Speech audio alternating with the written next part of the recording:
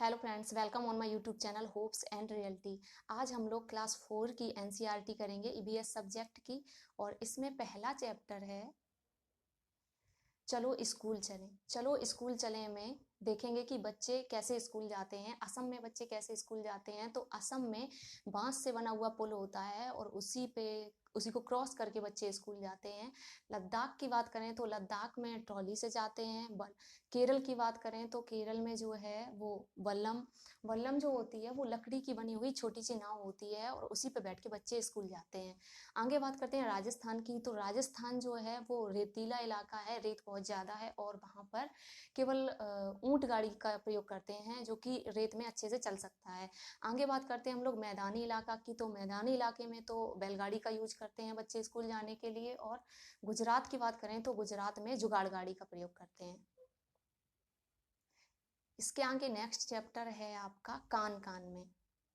इसमें देखते हैं कान कान में जानवरों के कानों से रिलेटेड विशेषताएं बताई गई हैं कि इन्होंने बोला है कि जिन जानवरों के कान बाहर दिखाई देते हैं उनके शरीर पर बाल होते हैं और वे बच्चे देते हैं। ये इनकी क्वालिटी है कि अगर कान बाहर दिख रहे हैं तो उनके शरीर पर बाल भी होंगे और वो बच्चे देते हैं। जैसे कि ये हो गया गाय है, बिल्ली है, चीता है, सुअर है, हिरन है, चूहा है और भी आदि हो जाएंगे। इसके बाद आगे बात करते हैं कि जिनके कान बाहर दिखाई नहीं देते हैं, जिन जानवरों के कान बाहर दिखाई नहीं देते हैं उनके शरीर पर बाल नहीं होते हैं और वो अंडे देते हैं। जैसे कि मेढक है, चिड़िया, सांप, छिपकली, मछली, चींटी, ये जानवर हो जाएंगे इसमें। उसके बाद है कि कुछ ऐसे जीव हैं, पूछा है कि ऐसा कौन सा जानवर है जिसके कान जो है वो पंखे जैसे होते हैं, तो हाथी है। हाथी के कान जो हैं वो पंखे जैसे होते हैं और देखा है कि उसको जब गर्मी लगती है तो वो उसी से हवा भी कर लेता है। उसके बाद है कि जिसके कान पत्ते जैसे होते हैं, तो खरगोश के कान जो हैं वो पत्ते जैसे होते हैं। सिर के ऊपर कान, ऐसा कौन सा जानवर है जिसके सिर के ऊपर कान होते हैं, तो वो हिरन है आपका। और सिर के दोनों तरफ कान जो है तो भैंस हो जाएगी, गाय भी आ जाएगी इसी में। देखते हैं हम लोग आगे। कुत्ते की बात की गई है कि कुत्ता जो है वो प्रायः दिन में 5 से 6 घंटे सोता है और अगर तोते की बात की जाए, तोता जो है वो रात में लगभग 8 घंटे सोता है। उसके बाद नेक्स्ट चैप्टर था नंदू हाथी। इसमें हाथी की विशेषताएं हैं कि अगर एक बड़ा हाथी जो है वो एक दिन में 100 किलोग्राम से ज्यादा पत्ते और झाड़ियां खा लेता है। हाथी बहुत ही कम आराम करता है, दिन में केवल 2-4 घंटे ही सोता है और 3 महीने के हाथी का वेट जो होता है, वजन 200 किलोग्राम होता है। इसके आगे है कि हाथियों के झुंड में केवल हथनियां और बच्चे होते हैं। हाथी नहीं रहते हैं, केवल इसमें फीमेल्स होती हैं और उनके चिल्ड्रन होते हैं। हाथियों के झुंड में केवल कौन, हथनियां होती हैं और बच्चे ही रहते हैं।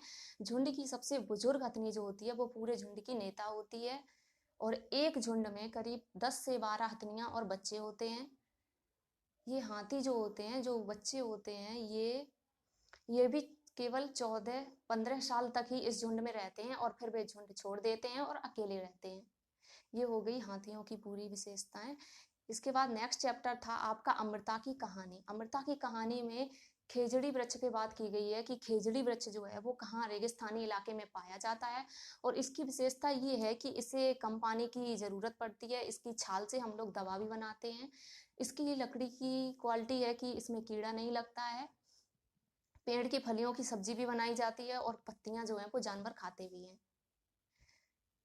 ये अमृता की कहानी का खेजड़ी की बात हो गई, रेगिस्तानी इलाके में पाया जाता है। इसके बाद बात करते हैं अनीता की मधुमक्खियां।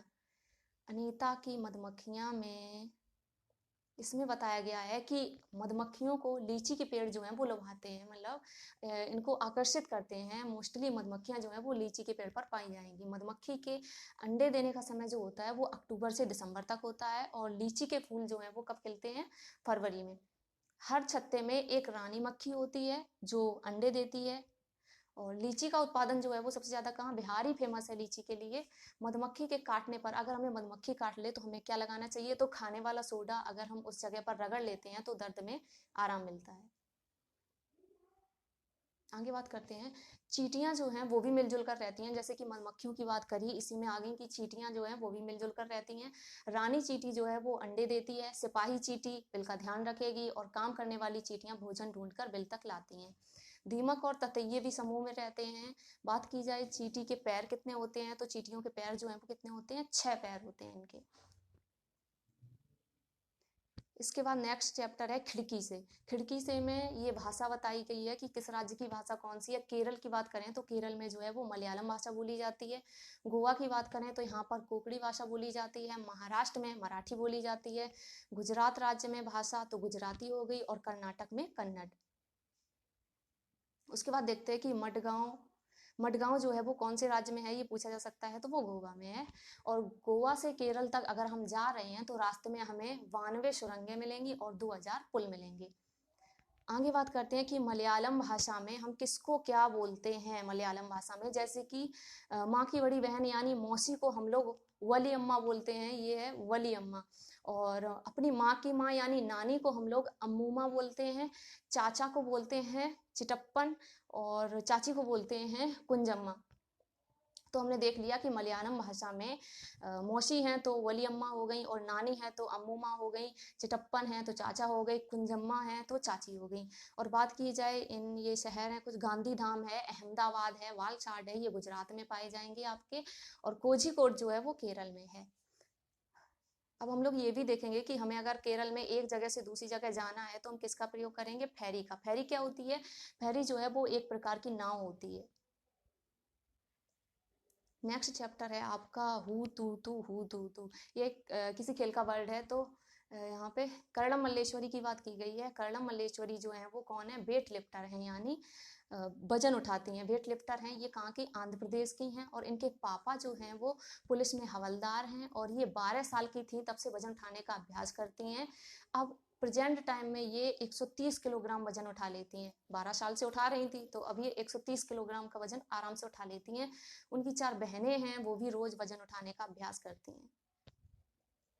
इसी में था 3 बहनें, 3 बहनों की बात की गई थी। ये 3 बहनें हैं, ज्वाला, लीला और हीरा। ये मुंबई में रहती हैं और ये कबड्डी खेलती हैं। ये खेलती हैं और दूसरों को भी सिखाती हैं। तो इसमें की पॉइंट यही हुआ कि कबड्डी खेल में खिलाड़ी कितने हो सकते हैं, तो 8 खिलाड़ी होते हैं। आज यहीं तक रखेंगे क्योंकि वीडियो थोड़ी लंबी हो जाती, और पार्ट 2 अपलोड बाद में कर दिया जाएगा। और अगर आपको ये कंटेंट थोड़ा सा भी हेल्पफुल लगता है तो आप मेरे चैनल को सब्सक्राइब करें और वीडियो को लाइक शेयर ज़रूर करें। मिलते हैं नेक्स्ट वीडियो में। Thank you friends.